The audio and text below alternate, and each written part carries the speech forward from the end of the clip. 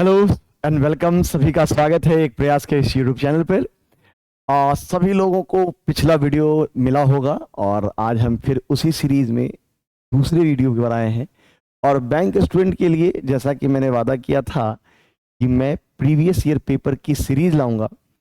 और मैं हमेशा जब भी पढ़ाता हूं और क्लास में बात करता हूं तो मैं ये बात कहता हूं कि बैंकिंग एग्जाम का मतलब है प्रैक्टिस। बैंकिंग एग्जाम का मतलब है आईक्यू के साथ स्पीड। और हम कई बार बहुत मॉक्स देते हैं और कई बार कुछ मॉक्स में बेहतर रिजल्ट आने के साथ जीना 56 इंच क्या करते हैं, और कुछ मॉक्स में हम डिप्रेस हो जाते हैं कि उसमें नंबर कम आ जाते हैं। और हम कई बार परेशान होते हैं कि ये क्लियरिटी ही नहीं हो पा रही कि पेपर में क्या कैसा कट ऑफ क्या होता है। तो बेहतर है कि आप मॉक दें, बहुत जरूरी है उस स्पीड के लिए, लेकिन सबसे बेस्ट है कि पहले प्रीवियस ईयर बनाएं, क्योंकि प्रीवियस ईयर आपके उस पूरे सिनेरियो को तय करता है कि एग्जाम में एक्चुअल आता क्या है। आप जब प्रीवियस ईयर पेपर बनाने लगते हैं तो आप कभी किसी मॉक को देते वक्त टफ मॉक दे रहे होंगे तो आपको आइडिया मिल जाएगा कि ये पेपर नॉर्मल पेपर से थोड़ा टफ है। आइडिया मिल जाएगा कभी कि ये नॉर्मल पेपर से थोड़ा आसान है, लेकिन उससे पहले प्रीवियस पेपर जानना पड़ेगा। और इसलिए मैंने कहा कि प्रीवियस पेपर की सीरीज ही शुरू करता हूं कि इस बहाने आप और हम मिलते भी रहेंगे, जुड़ते, उसमें बातें भी होंगी और उन बातों को देखकर प्रीवियस पेपर बनाएंगे। और मैं अक्सर कहता हूं कि केवल आप वीडियो देखिए मत, अपनी स्पीड अपनी स्थितियों को जांचिए। आपके लिए बेस्ट ऑप्शन है कि इस वीडियो को देखते वक्त पेन और पेपर के साथ सवाल बनाएं। वीडियो को पॉज करिए, सवाल बनाइए, बन गया वेल एंड गुड, आंसर मिलाइए, नहीं बना वीडियो स्टार्ट करके देखिए कि आपने क्या गलती की या मेरे बनाने का तरीका क्या है। और इस सीरीज को मैं लगातार लेता चलूंगा। आज इस सीरीज में दूसरे पेपर की बात हो रही, सेकेंड सीरीज है, सेकेंड वीडियो है, और हम बात कर रहे हैं बैंकिंग एग्जाम के सबसे आसान आने वाले पेपर आरआरबी क्लर्क। इसकी क्योंकि आसान है, क्योंकि हम आसान से टफ की ओर बढ़ेंगे। हम फिर आरआरबी पीओ भी लाएंगे, फिर मेंस भी लाएंगे, आईबीपीएस भी आएगा। तो तत्काल पहले आसान कुछ सारे पेपर्स को देखेंगे, तो ये श्रृंखला जारी रहेगी। तो चलिए टाइम नहीं गवाते हैं, जल्दी से बात करते हैं। और आपके लिए स्क्रीन पर पहला सवाल ये रहा। आप 1 मिनट लीजिए मेरे से और फिर सवाल पर डिस्कस करते हैं। आप वीडियो पॉज करिए और फिर सवाल बनाइए।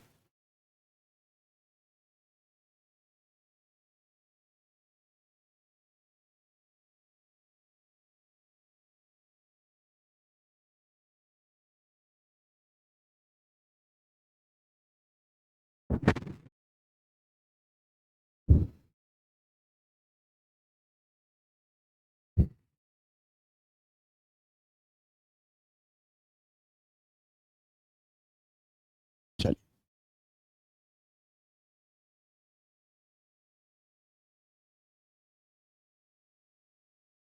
Wait.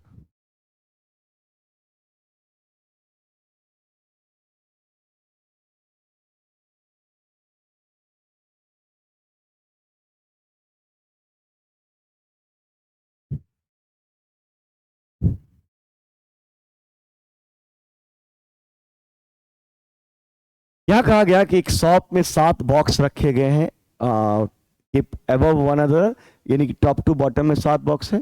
The box eight top most floor is number 1। जो ऊपर पर है वो नंबर 1 है, फिर नंबर 2, नंबर 3, नंबर 4। ठीक है। There are 3 box between D and E. तो अभी मैं केवल जानकारी लिख रहा हूं कि डी और ई के बीच 3 बॉक्स हैं, लेकिन अभी कोई भी ऊपर और कोई भी नीचे हो सकता है। लेकिन कुल 7 बॉक्स है और आपने लंबाई बना दी है 5 की, तो आपको 2 और बॉक्स जोड़ने हैं। 2 ऊपर हो सकते हैं, 2 नीचे हो सकते हैं, 1 ऊपर 1 नीचे हो सकता है, रखते हैं। Box E is kept above D. और ये बात बोली गई है कि ई और डी में ई ऊपर रखा गया है, तो 1, 2 और डी। चलिए, ये मुझे 3 लोग थे तो ये बात हटा लेते हैं, अभी एक ही बात रखी गई। It's okay. There are 2 box between G and F. G और एफ के बीच 2 बॉक्स हैं, और ऐसा box B is kept 1 box above G. B G से ऊपर है, तो बॉक्स बी जी से 1 बॉक्स ऊपर है, यानी ये लगातार है, जी से 1 ऊपर है। फिर बोला गया कि C is kept just above E, और सी ई से तुरंत ऊपर है, और A is keeped an odd number box, खत्म। अब आपके पास जैसे ये लंबाई बन गई 3 और 3 6 की, तो तुरंत मेरे पास की या तो यही हो 1 2 3 4 5 6 और 7, या डी ई 2 घर छोड़कर 3 घर छोड़कर डी, और मेरे लिए ये पहला दूसरा तीसरा चौथा पांचवा छठा और 7, सॉरी नीचे से चलना नहीं था, 1 2 3 4 5 6 7, यही बात आती माइंड में क्योंकि 7 ही बॉक्स रखे गए हैं। जैसे ये बात आ गई तो जी और बी और जी लगातार, मैं बी और जी को लगातार लेकर सोचूं तो मेरे माइंड में यहां आ रहा है कि लगातार बी और जी यहां होंगे या यहां होंगे, यानी जी या तो 4th पर होगा या 5th पर होगा, या भी बी और जी लगातार या तो 5th पर या 6th पर। जी यहां लगा दूं तो 1 2 के बाद जगह नहीं है क्योंकि जी और एफ के बीच 2, जी यहां लगा दूं तब भी जगह नहीं है, तो ये तरीका तो मेरा गलत है। ये डेफिनेट है कि अगर मैं जी यहां लगा दूं तो 1 2 के बाद एफ नहीं, और जी यहां लगा दूं तो 1 2 के बाद एफ, जी यहां लगा दूं तो जगह नहीं, तो जी मेरे लिए ये, और जी के बाद बी ऊपर और एफ नीचे, और लास्ट लाइन है कि A is keeped at odd number, और वो आ गया। तो बहुत आसान, और मैंने पहले ही कहा कि आरआरबी क्लर्क में स्पीड मैटर करती है, और आपके पास सवाल बन चुका है। तो जैसे सवाल बना, इसके बेस के 5 सवालों को भी देख लेते हैं। चलिए, इसके बेस के 5 सवाल आपके पास ये हैं।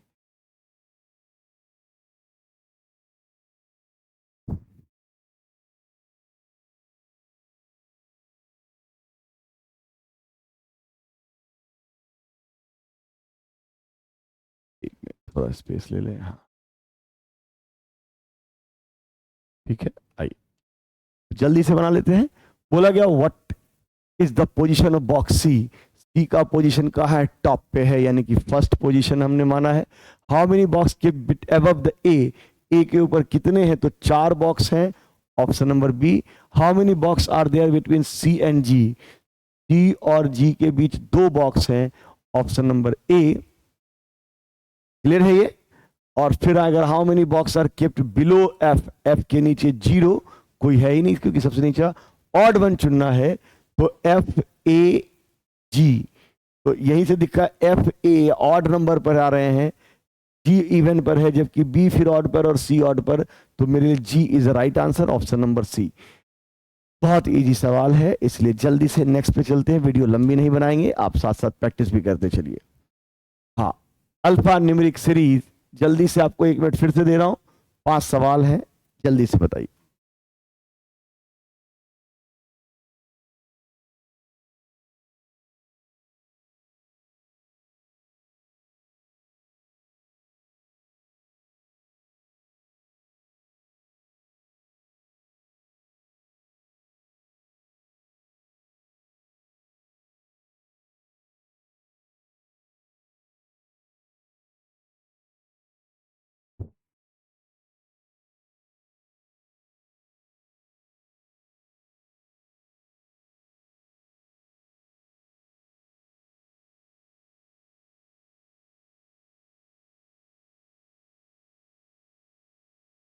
अल्फा नंबर सीरीज अपने आप में क्लरिकल एप्टीट्यूड वाला पार्ट है कि आप कितनी स्पीड करते हैं, इसको पढ़ते हैं।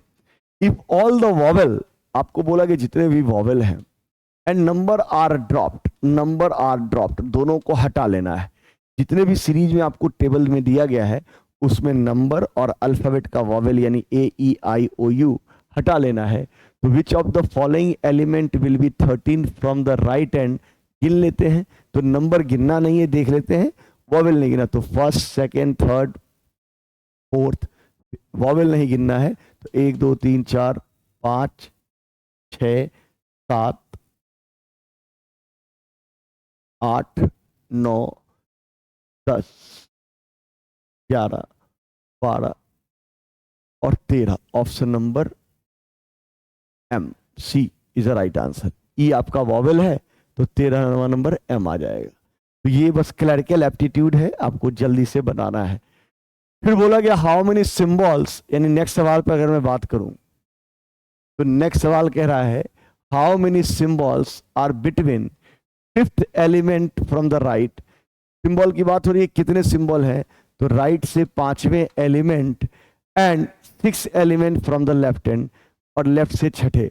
तो पहली बात तो लेफ्ट से छठा एलिमेंट तो 3 और 3 6, यानी कि लेफ्ट से छठा एलिमेंट है डी, और राइट से पांचवा है मेरे पास 3 और 2 5 परसेंटेज। तो सवाल बना कि डी और परसेंटेज के बीच कितने सिंबल हैं, तो डी और परसेंटेज के बीच सिंबल ही केवल गिनना है। तो 1 2 3 4 and answer is 4, option number A. I hope so clear है। क्लरिकल एप्टीट्यूड चाहिए और कुछ भी नहीं चाहिए। फिर बोला गया which of the following is the next pair of series, तो यानी कि ये सिंपल क्यू और डी। तो यहां पर से आपको पोजीशन लेना है, क्यू से डी के बीच 4 का गैप दिख रहा है, डी से आर और डी से आर के बीच भी आपको 4 का गैप दिख रहा है। यहां भी 4 का गैप अगर लगाएं 2 2 4 तो 5 आना चाहिए, और पहला ऑप्शन ही 5 होगा, और आपके पास ऑप्शन नंबर सी। मैंने पहले कहा आरआरबी क्लर्क में स्पीड मैटर करती है। फिर बोला गया what is the sum of number which is immediately followed by a consonant, तो बोला गया कि कॉन्सोनेंट के बाद जो नंबर आएंगे उनको जोड़ना है। क्लियर है। What is the sum of number which is immediately followed by a consonant, consonant के बाद जो नंबर, यानी कि यहाँ नंबर होंगे और फॉलोड बाय अ कॉन्सोनेंट, तो नंबर के बाद कॉन्सोनेंट, तो हमें वो नंबर जोड़ना है। तो अगर मैं यहां पर शुरू हो जाऊं, नंबर हो और कॉन्सोनेंट हो, तो नंबर और कॉन्सोनेंट के नाम पर पहला आया 6, फिर आया मेरे पास 2, फिर मेरे पास नंबर और कॉन्सोनेंट के नाम पर 9, नंबर और consonant, number consonant, number consonant, number और कॉन्सोनेंट के नाम पर 7, और फिर नंबर और कॉन्सोनेंट नहीं है, खत्म। तो मेरे पास 2 6 2 9 7, तो 6 2 8 8 8 8 16 17 17 और 7 17 3 20 और 24, answer is 24, option number A. How many number are immediately, how many number are immediately preceded by an alphabet, एक नंबर है जो अल्फाबेट के द्वारा प्रीसीड किया गया है, and followed by a number, यानी हमें ऐसा सेट कि एक अल्फाबेट फिर नंबर और नंबर, अल्फाबेट नंबर नंबर कहाँ मिलते हैं, कितने मिलते हैं। तो मेरे पास नंबर नंबर दो चीजें हैं लगातार, तो लगातार नंबरों के बारे में बात करें तो लगातार नंबर, लेकिन उसके आगे अल्फाबेट नहीं है तो छोड़ दिया, और कहीं भी लगातार नंबर मुझे नहीं मिले, इसलिए answer is none, option number A. Clear है। कोई डाउट हो तो बताइए, बहुत सिंपल है। चलिए, यहां भी ऑड वन आउट ही चुनना है, और अल्फाबेट का ऑड वन आउट मैंने बहुत प्रैक्टिस कराई हुई है, केवल देखना और आंसर दे देना है। मैंने कहा ना कि आरआरबी कलर का मतलब है स्पीड। तो मेरे लिए यहां पर दिखा ऑड वन आउट, तो 16 17, अगर आप यहां, मैं अभी आपके लिए नंबर लिख देता हूं बट लिखना नहीं है, 16 17 19 और 21, तो 1 का गैप, 2 का गैप, और उसके बाद भी 2 का गैप, 1 2 2 का गैप। यहां भी देखिए, तो अगला मैं यहां लिखता 8 9 11 और 13, तो 1 का गैप, 2 का गैप और 2 का गैप, सेम पैटर्न दिख रहा है। यहां मैं लिखता 2 3 5 और 7, 1 का गैप, 2 का गैप और 2 का गैप। यहां भी वही है 18 19 20, नहीं गड़बड़ है, और 25, तो ये 1 का गैप, लेकिन यहां भी 1 का gap, option number D is a right answer. I hope सो बहुत इजी होगा ये सवाल। कोडेड इनइक्वलिटी, मुझे लगता है कि इसमें तो दिक्कत होनी नहीं चाहिए किसी स्टूडेंट को, मैंने इतनी बार कराया है। ठीक है, तो आई होप सो कि पॉज करिए, बनाइए, फिर बात करिए। चलिए देखते हैं एल और एच, तो मेरे लिए एच यहां है और एल यहां है, लगातार की बात हो रही है। पहली शर्त तो यही हो गई, हर जगह इक्वल लगा हुआ है, इसने इक्वल नहीं लगाया तो इसको तो ऐसे ही काट दी, क्योंकि पढ़ाया हुआ था अगर हर जगह एल और एच के बीच हर जगह इक्वल है, यहां इक्वल नहीं है, तो आप इसको काट दीजिए, तुरंत काटिए, इस पे सोचना ही नहीं है। फिर है एफ और एल, तो मेरे लिए एफ और एल यहां से यहां देखें तो कहीं भी ढक्कन बदले नहीं है, बंद से चला और लगातार आए, इक्वल हर जगह है, तो एफ की ओर खुला और L, option number second right है, इसलिए हम टिक लगाएंगे ऑप्शन नंबर बी पे। कोई डाउट हो तो आप कमेंट बॉक्स में लिख सकते हैं। चलिए नेक्स्ट सवाल आपके सामने है, फिर से रुकिए, आंसर दीजिए। ये सब टॉपिक सेकेंडो वाला टॉपिक है, इसे मिनट भी नहीं लगने चाहिए। फिर से बताएं यहां पर, तो पहला है ओ और क्यू। तो ओ और क्यू मेरे लिए, यहां ओ और यहां क्यू, इन दोनों के बीच कॉमन कौन है? तो इन दोनों के बीच है पी। तो ओ से पी और पी से क्यू इक्वल तो नहीं, क्योंकि इतने बीच में ढक्कन है, तो इसलिए कैंसिल। मैंने कहा था कि ढक्कन अच्छे हैं, रास्ते में अगर एक जगह भी ढक्कन मिलेगा तो ढक्कन होना ही चाहिए। पी और ए, तो पी और ए में ये बात आ गई कि पी की ओर खुला, इक्वल यहां नहीं है इसलिए नहीं चाहिए, इसलिए ऑप्शन नंबर सेकंड। बहुत इजी सवाल। चलिए नेक्स्ट सवाल पे चलते हैं। Question number 14। फिर से रोकिए, आंसर लगाइए। आपकी प्रैक्टिस के लिए मैंने सीरीज कराई है कि आप प्रैक्टिस करें। मेरी प्रैक्टिस 17-18 साल से हो रही है। खूब पढ़ाया, खूब प्रैक्टिस की, खूब बच्चों को पास कराया, खुद भी पास किया। तो अब आपके लिए बारी है, तो आप अपने लिए प्रैक्टिस जरूर करिए। चलिए, एक्स और डब्ल्यू, तो मेरे लिए डब्ल्यू और एक्स के बीच अगर मैं चलूं तो लगातार मैं देख पा रहा हूं कि एक्स की ओर ढक्कन खुला, इसलिए राइट। बी और एक्स, बी से अगर मैं एक्स की ओर जाऊं तो बी की ओर शुरुआत में ही ढक्कन बंद, तो यहां ढक्कन बंद, तो यहां ढक्कन खुला हो नहीं सकता, इसलिए ओनली वन फॉलो। चलिए नेक्स्ट सवाल, फिर से रोकते हैं। सेट नंबर ऑफ पीपल, आसान सवाल है, ट्राई करिए। 1 मिनट वीडियो को पॉज करिए, फिर बनाइए, फिर आंसर मिलाइए।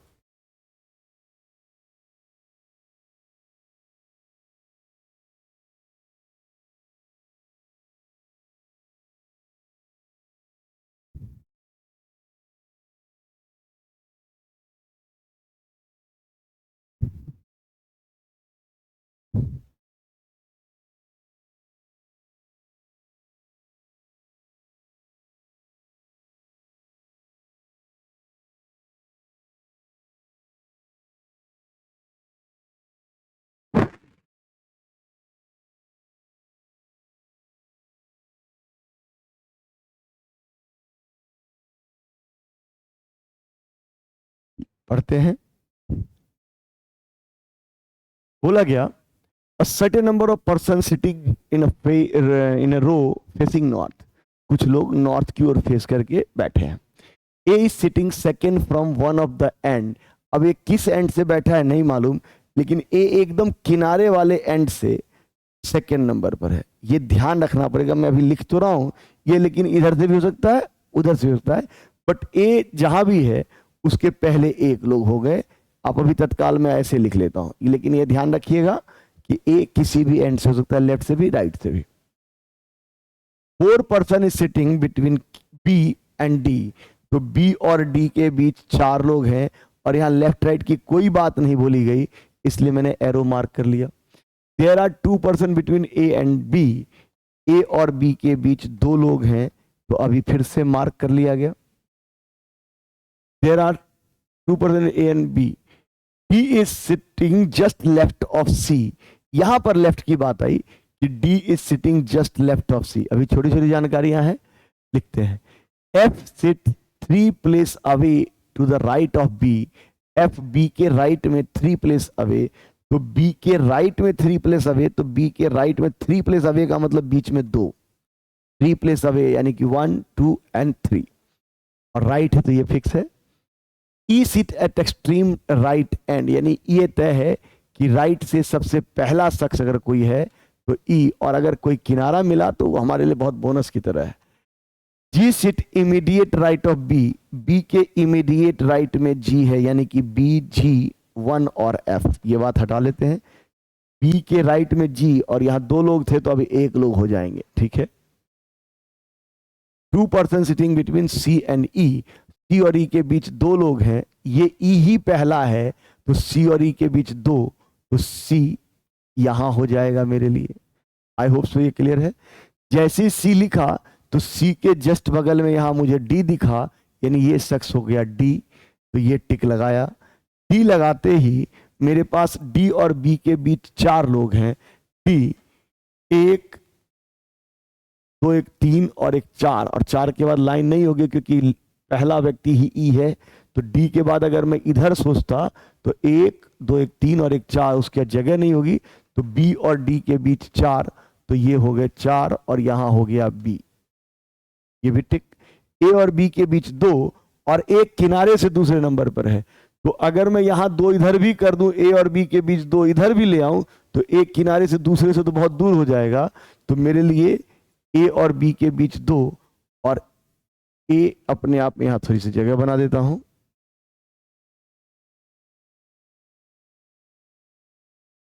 ठीक है। यहां पर मेरे लिए ए दूसरे नंबर पर है, ए खुद में दूसरे नंबर पर है, ध्यान रखेंगे। और बी जी एफ, तो बी अगर यहां लिख रहे हैं तो यहां पर एक मिनट, ए और बी के बीच 2, तो फिर से लाइन बना लेता हूं। ए अपने आप में दूसरे नंबर पर है, इसके 2 लोग होंगे बी, और ये सब यूज कर लिया। यहां पर बी के बगल में होगा जी, जी के बाद एक एफ, और एफ के यानी कि यहां पर बी और डी के बीच 4, तो बी 1 2 3 और एक और आदमी होंगे यहां पर डी, डी 2 लोग के बाद यहां ई, खत्म। तो पहली लाइन होती है हमेशा कि कितने व्यक्ति बैठे, तो 2 2 4 5 6 7 7 1 8 9 10 11 11 12 13 14, तो 14 लोग बैठे हैं, option number C.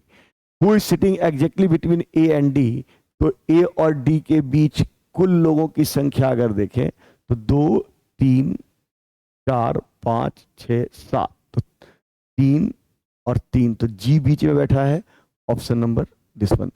Who is sitting to the left of E, E के लेफ्ट में थर्ड, तो थर्ड लेफ्ट का मतलब बीच में 2 और बीच में 2 छोड़ेंगे तो ऑप्शन नंबर बी यानी कि सी नाम आएगा। क्लियर है? चलिए नेक्स्ट सवाल, और ये तो बहुत सिंपल वाला सवाल होता है।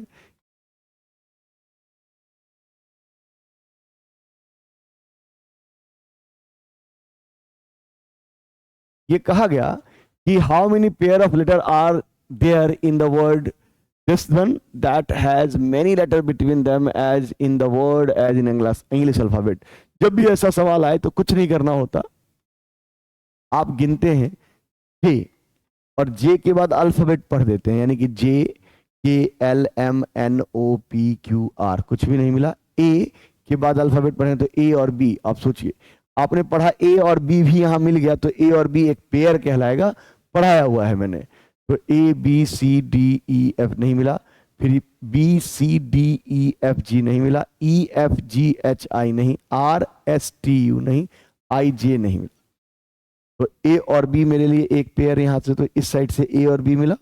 अगर मैं आऊं और यहाँ B C D E F G, अरे एक मिस हो गया है, बी और G, B C D E F G, E से तो मैंने ठीक से पढ़ा था, ठीक है। यहां से ले तो जी H I J K L M N O, G H I शुरू में ही मिल गया था मुझे, ठीक है, बाकी नहीं मिला। N O P Q R S T नहीं, आई से पढ़ लिया, R S T U V नहीं, ई एफ जी एच नहीं, तो कुल मिलाकर 3 पेयर है, ऑप्शन नंबर डी। चलिए नेक्स्ट सवाल में चले।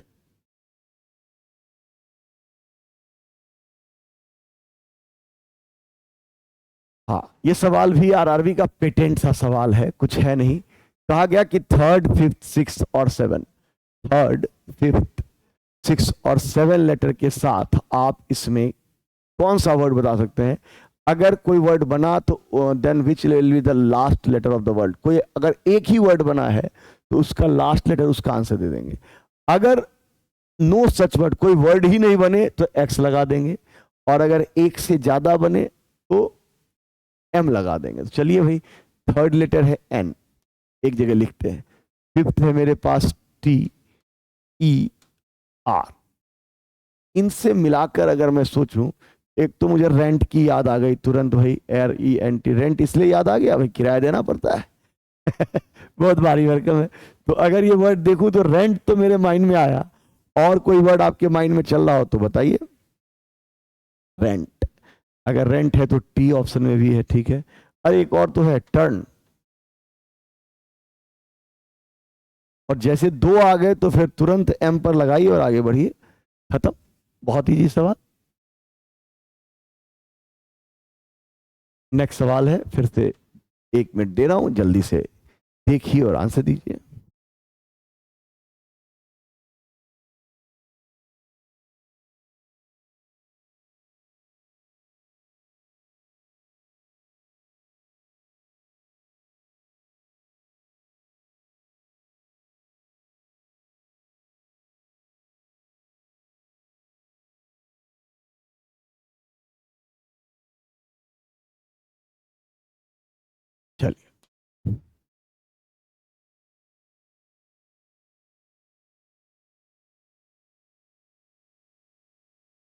इसी पे आ गया। Wait,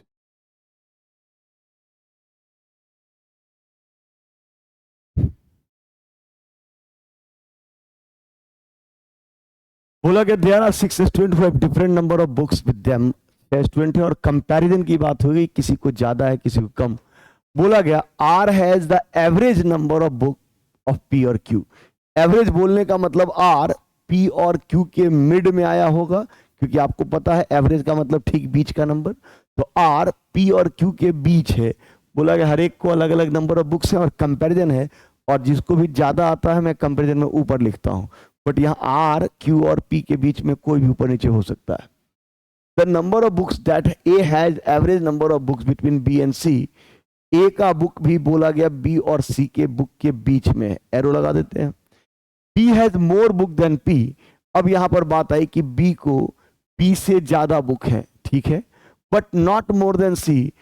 B has more book than P, B को पी से ज्यादा but not more than C, यानी सी से ज्यादा नहीं तो सी से कम। और at least 2 member are fewer book than P. कम से कम 6 लोग बताए गए हैं, तो 1 2 3 4 5 और 6। और बोला गया at least 2 member are fewer book than P. कम से कम पी से जो है 2 लोग तो नीचे होंगे ही होंगे, यानी पी कभी भी 2 लोगों पे नहीं होगा, यानी पी ऊपर कहीं हो सकता है। जैसे ये बात लिखी, ये बात दिख रही है, बी और सी लिखा है, जबकि यहां मालूम है बी और सी के बीच कौन होगा, तो ए। तो यहां का बी और सी के बीच ए आएगा, ये डेफिनेट हो गया, क्योंकि हम तो क्रम लगातार थोड़ी लिख रहे थे। और जैसे ये बात आई, पी के बारे में निगेशन ज्यादा है, पी 2 जगह छोड़कर बैठेगा और पी अपने ऊपर 3 का ख्याल रखेगा, तो पी के पास मजबूरन अब चौथे नंबर पर ही आना है। तो बी ए डी और पी और क्यू के बीच आर, ऊपर जगह नहीं तो आर और क्यू। मुझे लगता है कि मिनटों का सवाल है कि 1 मिनट से भी कम में सारे सवाल होंगे, और ऐसे ऐसे सवाल आएंगे आरआरबी में, तो कट ऑफ क्या होगा आप समझ ही सकते हैं। तो ओवरऑल सवाल समझ में आ गया होगा। अब इसके बेस पे सवाल देख लेते हैं। बोला गया who has highest number of book, diagram में दिख रहा है C, which student has book which are between A and P. A और पी के बीच बी की बुक है। और how many student have more book than R, कितने विद्यार्थियों के पास आर से अधिक पुस्तकें हैं। तो आर से अधिक पुस्तकों की बात न करेंगे तो 4 लोगों के पास है, ऑप्शन नंबर डी। तो बहुत स्पीड मैटर करते हैं ऐसे सवालों में, तो कोई बात नहीं, अगले सवाल पर चलते हैं। नेक्स्ट सवाल फिर से फ्लैट का है, फ्लोर पजल है, कोई बात नहीं, ट्राई करिए। 1 मिनट का टाइम दे रहा हूं, जल्दी से आंसर बनाइए।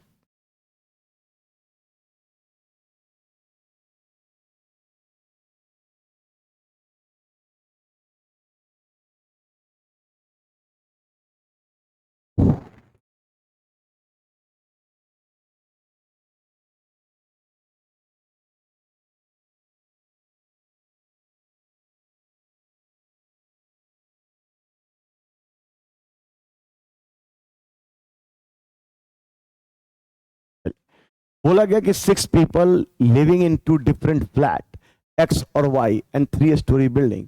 तो जैसे ये सवाल आते हैं हम तुरंत एक स्ट्रक्चर बनाते हैं। 3 स्टोरी की बिल्डिंग, यानी कि उसमें मंजिलें 3 है, फर्स्ट सेकेंड और थर्ड। वो लिखा भी होगा लेकिन फिर भी बिल्डिंग तो ऐसे ही बनती है। बोला गया कि फ्लैट एक्स एंड वाई, और यहां पर बोला गया flat X is to the west of flat Y. तो एक्स और वाई वेस्ट दिशा के हिसाब से, ये वेस्ट और वो ईस्ट डायरेक्शन में आपने पढ़ा होगा। The lower most word number 1 छोड़िए, इन कहानियों को पढ़ लीजिएगा, ऐसे ही होगा। B is north west of E, तो बी की दिशा नॉर्थ वेस्ट ऑफ ई है। अब ये बात जैसे हुई तो आपके माइंड में बी और ई यहां हो सकता है, बी और ई यहां हो सकता है, बी और ई यहां हो सकता है। दे आर 3 पॉसिबिलिटी, इसलिए अभी इसे रहने देंगे। बी और ई के बीच north west, and 1 floor is between B and C. ये भी बात है कि बी और सी के बीच 1 फ्लोर है। तो जैसे ये बात आ गई कि बी यहां लेंगे तो 1 फ्लोर का गैप तो हम बना ही नहीं पाएंगे, इसलिए ये बात यहां गलत। तो बी के मामले में नॉर्थ ईस्ट होते ही बी यहां, लेकिन ई मुझे यहां भी हो सकता है और यहां भी, ये भी क्लियर नहीं है। ई यहां भी होगा क्योंकि तब भी नॉर्थ ईस्ट नॉर्थ वेस्ट, और यहां भी होगा तब भी नॉर्थ वेस्ट। तो मेरे माइंड में चल रहा है कि ई यहां और यहां। D lives just above A, D A से तुरंत ऊपर इन सेम फ्लैट, यानी डी और ए लगातार यहां हो सकते हैं, यहां हो सकते हैं, यहां हो सकते हैं। छोड़िए, यहां तो नहीं हो सकते क्योंकि ई यहां और यहां है, ई यहां होगा या यहां। तो देखते हैं, E do not live on the same floor, D and E do not live in the same floor.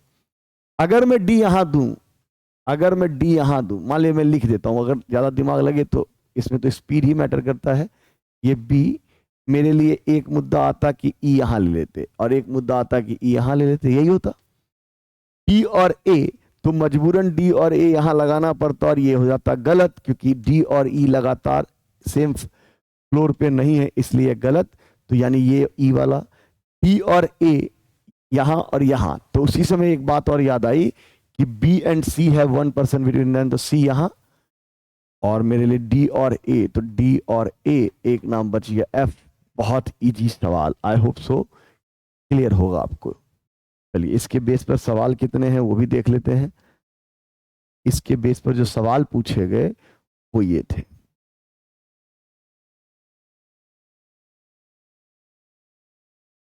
तो अगर एक बार सवाल बन गया तो 5 सवाल बनाना तो बहुत बड़ा काम नहीं, बहुत इजी काम है।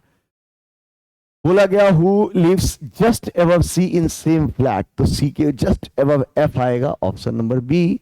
बोला गया how many people are living between D and E in same flat, D और ई के बीच सेम फ्लैट में, तो एक, how many people same flat, तो एक लोग हैं, one. Find the odd one out, odd one का मतलब ऑप्शन में देखिए कि कौन अलग है, तो बी सी डी, तो मेरे लिए बी सी डी ई, तो बी सी डी ई देखते हम कह सकते हैं कि ये ऑड नंबर, ऑड फ्लोर पर है, जबकि ए सेकेंड फ्लोर पर है, तो मेरे लिए यहां आंसर हो जाएगा ई। आई होप सो ये क्लियर होगा। फिर से आए, how many total number of people live below D, D third floor पर है, तो उसके नीचे कितने लोग हैं, तो 4 लोग हैं, चारों लोग। आप कई बार गलती से डी के नीचे 2 लोग जोड़ लेते हैं, फ्लोर के हिसाब से डी के निचले फ्लोर पर तो ये भी है, तो 4 लोग माने जाएंगे, और आंसर होगा ऑप्शन नंबर ई। गलती से कई बार 2 लगा देते हैं, बचेंगे।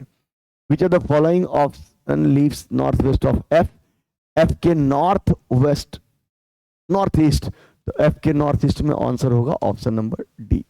आई होप सो ये क्लियर होगा आपका आंसर, क्लियर है। चलिए, और मैं फिर से कह रहा हूं, अगर किसी सवाल में कोई डाउट रह जाए, आप कमेंट बॉक्स में मुझे कमेंट करिए, मेरे टेलीग्राम पे जुड़िए, और जो मुझे क्लास में आकर मिलते हैं वहां तो आप पूछ ही सकते हैं, वो तो आपका अधिकार बनता है। चलिए, नेक्स्ट सवाल भी आपके पास है, जल्दी से। कुल 40 क्वेश्चन होते हैं और मुझे लगता है कि 20 मिनट इनफ होते हैं इसके लिए।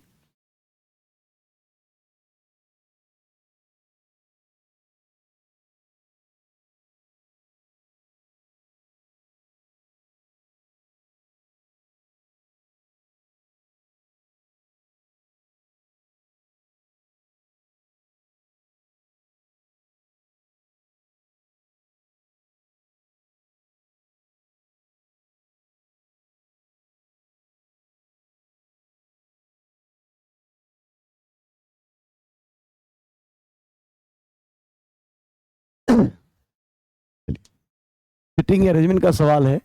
7 लोग एक स्ट्रेट लाइन में बैठे हैं, not in same order, some of them facing north, some of them facing south. कुछ लोगों का नॉर्थ की ओर फेस, कुछ लोगों का south. E sit second to the right of E, अभी पता नहीं है, लेकिन मेरे लिए ई रेफरेंस है, और मैं जिन जो मुझसे पढ़ चुके उनको पता है कि जब वो समझ में नहीं आती बात तो लिख लेते हैं।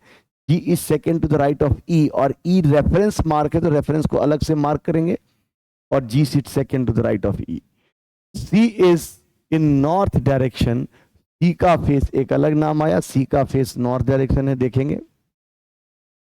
D sit 5th position from right end, और राइट एंड का मतलब 4th पोजीशन, सॉरी, 1 2 3 4 5 6 7 लोग हैं, तो D 4th position, D sit 4th position from right end, यानी लाइन के राइट एंड में डी 4th पोजीशन पे है। No 2 person sitting together and facing in the same direction, यानी कि नॉर्थ डायरेक्शन वाला उसके बगल में नॉर्थ नहीं मिलेगा, साउथ के बगल में साउथ नहीं मिलेगा, ठीक है। Only 3 person are sitting between B and C, तो बी और सी के बीच 3 लोग हैं, यहाँ लेफ्ट राइट का नहीं पता, यहाँ पता है कि ई के राइट है, लेकिन जी के लेफ्ट में है या नहीं नहीं पता, यहाँ तो लेफ्ट राइट ही नहीं पता। And neither of them sitting any and, यानी कि बी और सी के किनारे में भी कोई ना कोई बैठेगा, क्योंकि एंड पर नहीं बैठेगा। कुर्सियां लगानी थी 7, हमने यहां भी देखा कि 3, बीच में 4 5 6 7, तो ऑब्वियस है कि बी यहां और सी यहां होंगे, तो ये तो खत्म। लेकिन जरूरी नहीं है, सी यहां भी हो सकता है और बी यहां हो सकता है, आइदर में लगा दिया, बाद में देखेंगे।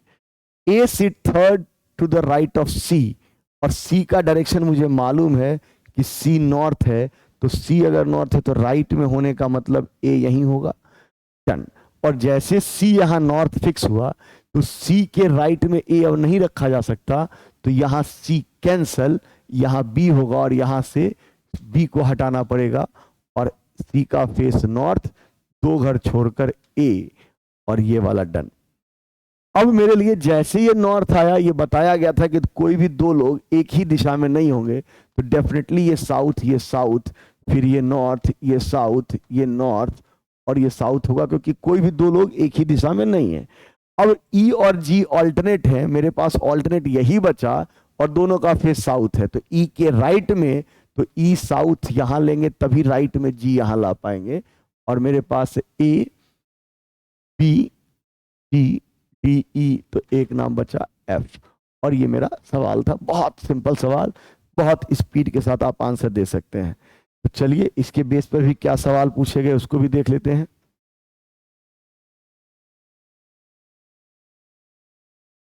एक मिनट, इसको हटा लेता है, और इसके बेस के 5 सवालों को भी आप देखिए।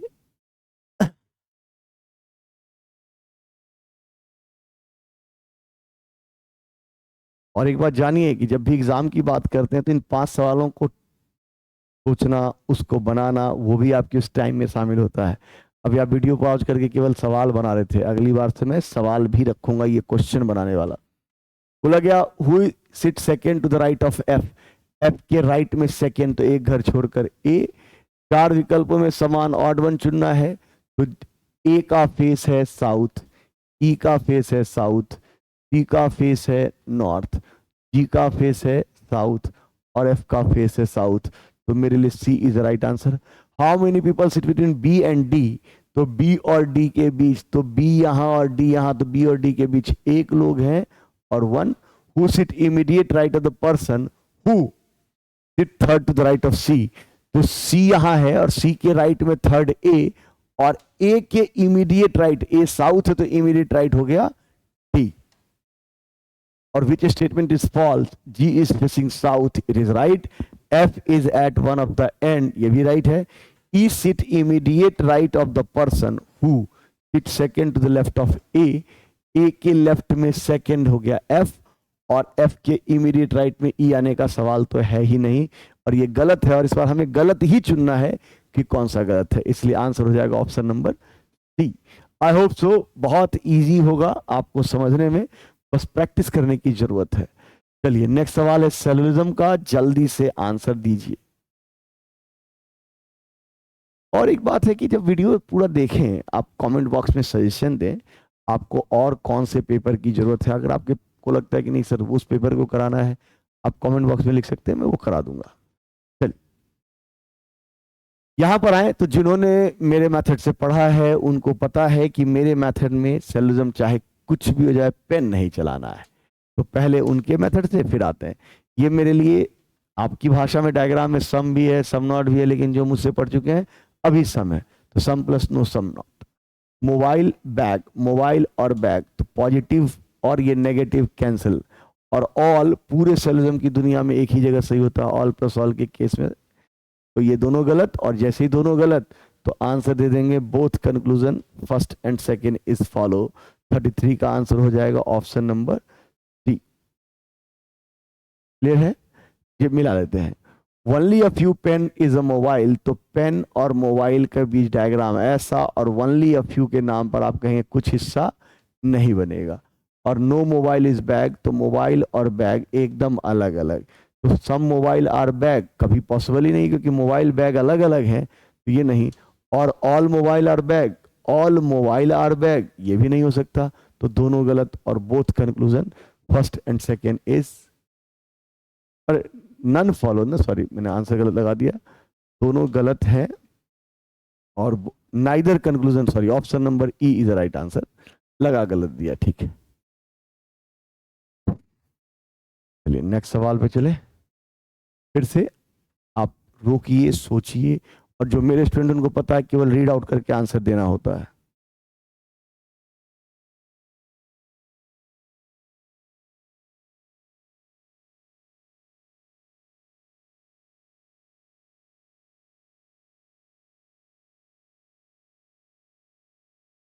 चलिए, यहां पर जिन्होंने मुझसे पढ़ाया है उनको याद होना चाहिए, सम प्लस सम से ही टूट गई है, और कॉपी डिक्शनरी, तो मेरे पास कॉपी यहाँ है और डिक्शनरी, अच्छा कॉपी ये ले लेते हैं, डिक्शनरी ये ले लेते हैं, तो कॉपी और डिक्शनरी अगर आप इसको पढ़ेंगे, कॉपी यहाँ से और डिक्शनरी यहाँ से, तो मेरे लिए उल्टा जेड, नहीं सॉरी जेड बना है, some plus no some not, some plus no some not, तो some copies are not dictionary, पहला राइट है। फिर क्लिप और मैगजीन, तो क्लिप, क्लिप यहाँ है और मैगजीन यहाँ है, तो सम प्लस सम से ही टूट गई, ये कैंसल। तो जो मेरे स्टूडेंट होंगे वो केवल रीड आउट करके बता रहे होंगे, और इतना टाइम ही नहीं लगता, बहुत जल्दी बन जाता है। डायग्राम के थ्रू देखें तो ये क्लिप है, CL से लिख देता हूं, और ये CO से लिख देता हूं, copy, and some copy are magazine and no magazine is dictionary, तो मैगजीन को किससे अलग होना है, डिक्शनरी से, तो some copy are not dictionary. तो जो कॉपी का हिस्सा मैगजीन बना, जो कॉपी का हिस्सा मैगजीन बना, वो कभी डिक्शनरी नहीं हो सकता, बिकॉज डिक्शनरी मैगजीन के साथ जुड़ नहीं सकता, तो कॉपी का हिस्सा जो डिक्शनरी मैगजीन बना वो डिक्शनरी नहीं हो सकता, तो some copy are not dictionary सही है। नो क्लिप इज मैगजीन, तो क्लिप और मैगजीन अनसर्टेन है, जुड़ भी सकता है, दैट्स वेरी रॉन्ग, इसलिए आंसर देंगे only one follows, option number B. तो 34 का आंसर हो जाएगा ऑप्शन नंबर बी। 35 नेक्स्ट सवाल, फिर से जल्दी से आंसर। अच्छा एक और बात है, जो लोग यहां, कैन का मतलब तो होता है पॉसिबिलिटी, लेकिन कैन के साथ अगर नेवर भी लग जाए, कैन के साथ अगर ये कैन है तो ये पॉसिबिलिटी वाला पार्ट है,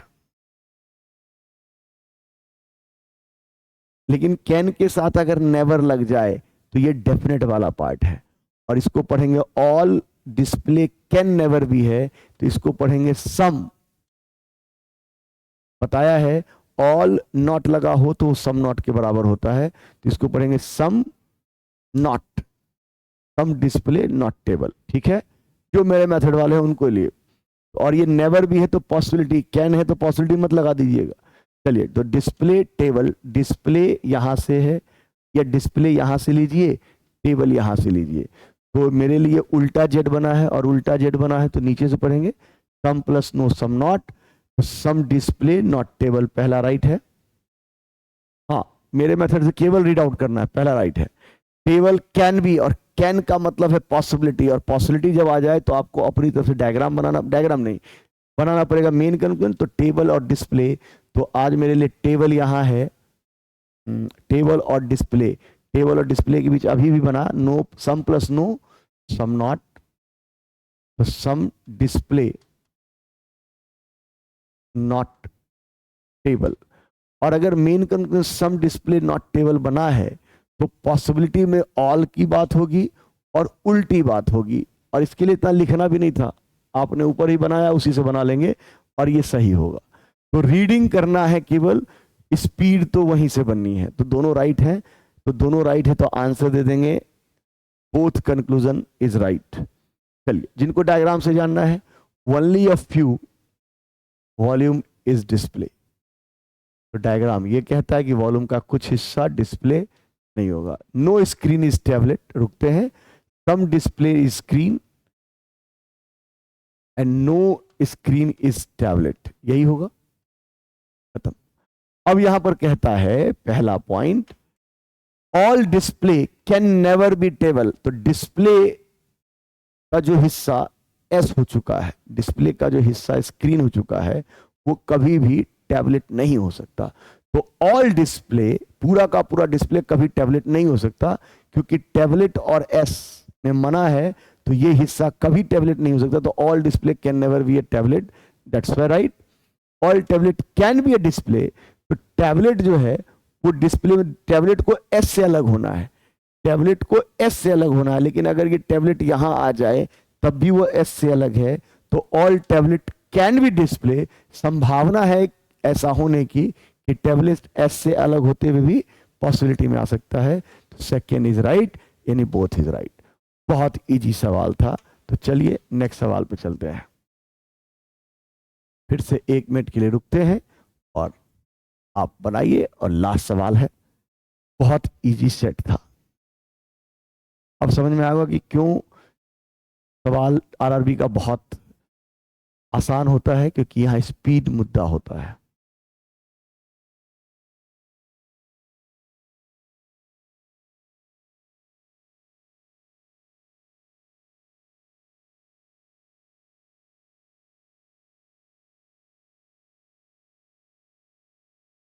चलिए,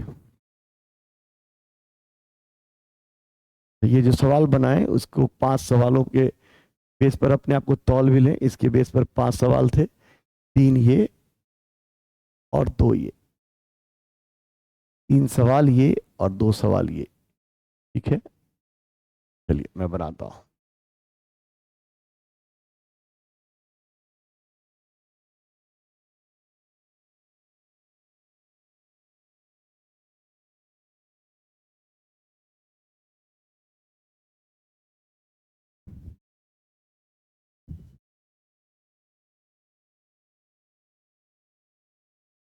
बोला गया कि 7 लोग हैं and some of them facing north while other are facing south. ये गिनती नहीं बताई गई कि कौन नॉर्थ है और कौन साउथ है। P sit fourth from the right end of the row, right end किनारे से 1 2 3 4 और पी है, तो 4 हो गए, तो 3 कुर्सियां भी फिक्स हो गई। To the immediate right of R, ये भी बोला गया P sit fourth from the right end of the row to the immediate right of R, तो पी आर के इमीडिएट राइट में है। अब आर का डायरेक्शन क्या है नहीं मालूम। आर का डायरेक्शन नॉर्थ हो जाएगा तो पी आर यहां आ जाएगा, आर का डायरेक्शन साउथ हो जाएगा तो आर यहां आ जाएगा। हु फेसेस दिया गया है, आर का फेस साउथ है, तो तय है कि हमने राइट माना था, तो आर यहां आ जाएगा और आर का फेस साउथ। तो ये line done. The people sitting second from the end of the row facing opposite direction, यानी कि सेकेंड नंबर पर जो यहां है, राइट से सेकेंड नंबर पे और लेफ्ट से जो सेकेंड नंबर पर है वो अपोजिट डायरेक्शन, यानी एक अगर नॉर्थ तो ये साउथ, ये बाद में देखेंगे। फिर बोला गया 3 people sit between T and S, तो टी और एस के बीच 3 लोग हैं। हु यानी S sit at immediate right of Q, S Q के इमीडिएट राइट है। हु यानी Q sit at one end the row facing north, और क्यू का फेस नॉर्थ है। अब क्यू का फेस नॉर्थ है, क्यू को एंड पर बैठना है, तो क्यू उस किनारे पर तो नहीं बैठ सकता, तो क्यू यहां बैठेगा और एस ऐसा ही होगा। और जैसे ये दिया एस और टी के बीच 3, तो टी यहां आ गया। एस और टी का डायरेक्शन अपोजिट होगा, ये हमें फेस अपोजिट डायरेक्शन है, एस और टी का डायरेक्शन अपोजिट होगा, अभी भी मालूम थी, खैर चलिए कोई बात नहीं। More than 2 people sit between you and W, understood है कि यू और डब्ल्यू यही होंगे। Who sit at one of the end of the road, यानी कि डब्ल्यू एक किनारे पर बैठा है, तो यू और W. T who sit second to the right of P, T P के राइट में सेकेंड है, तो टी पी के राइट में सेकेंड है, तो पी का फेस नॉर्थ होगा तभी राइट होगा। T who sit second to the right of P face the same direction as P, तो टी का डायरेक्शन सेम है। W face the same direction as S, तो डब्ल्यू और एस का डायरेक्शन सेम। अभी मालूम था कि सेकेंड नंबर वाला राइट से नॉर्थ है, तो यहां से सेकेंड नंबर वाला साउथ होगा। और W face same direction as S, तो डब्ल्यू और एस का डायरेक्शन सेम। हु का मतलब है एस, और S face same direction as U, तो एस और यू का डायरेक्शन सेम। बहुत इजी सवाल, ये तो रीड आउट करते सवाल बना। तो इसके बेस के 5 सवाल भी देख लेते हैं। आई होप सो आपको कोई डाउट नहीं होगा, और ये सीरीज केवल प्रैक्टिस के उद्देश्य से है। पढ़ाने के समय मैंने बहुत धीरे धीरे, बहुत कॉन्सेप्ट कराते हुए, बहुत मेहनत कराते हुए आपसे अब प्रैक्टिस कराई है। और चूंकि क्लास की अपनी एक लिमिटेशन है, दैट्स वाई हमने टेक्नोलॉजी का सहारा लिया कि आप मेरे साथ ज़्यादा से ज़्यादा सवाल की प्रैक्टिस कर पाएं।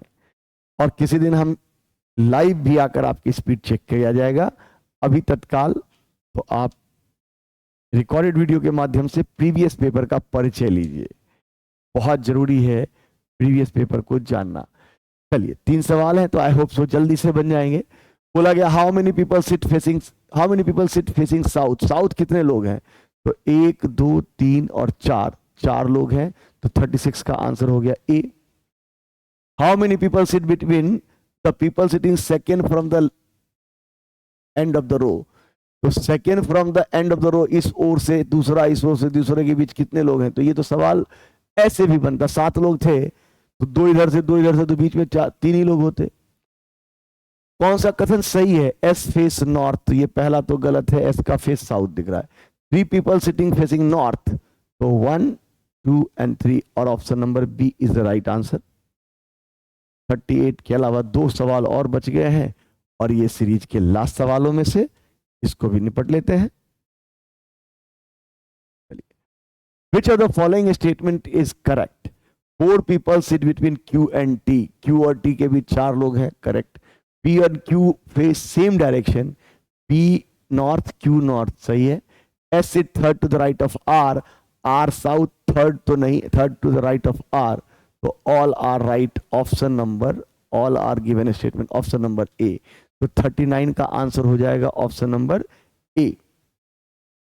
फिर बोला गया certain logic group odd one out, तो W साउथ की ओर देख रहा है, S साउथ की ओर, R साउथ, U साउथ, और P नॉर्थ, तो यही मेरे लिए ऑड वन है, ऑप्शन नंबर ई। तो मैं आरआरबी की सीरीज को भी कंटिन्यू रखूंगा, लेकिन आप अपनी प्रैक्टिस जारी रखिए। वीडियो कैसा लगा मुझे बताते रहिए, और भी अपने सजेशन बताते रहिए। बहुत खुशी होती है, वो कम्युनिकेशन बहुत जरूरी है स्टूडेंट और टीचर के बीच, और जो मुझसे पढ़ चुके हैं उनको पता है कि कम्युनिकेशन के लिए तो मैं जाना जाऊंगा कि मैं पेपर क्लास में हर स्टूडेंट से बात, तो मैं चाहता हूं कि जब हम टेक्निकल माध्यम से भी जुड़ रहे हैं तो अपने उस क्लास के अनुभव को जिंदा करते हैं, अपनी बातचीत जारी रखते हैं। तो मिलते हैं अगले वीडियो में, आज के लिए इतना ही। थैंक यू, बाय बाय, मिलते हैं अगले।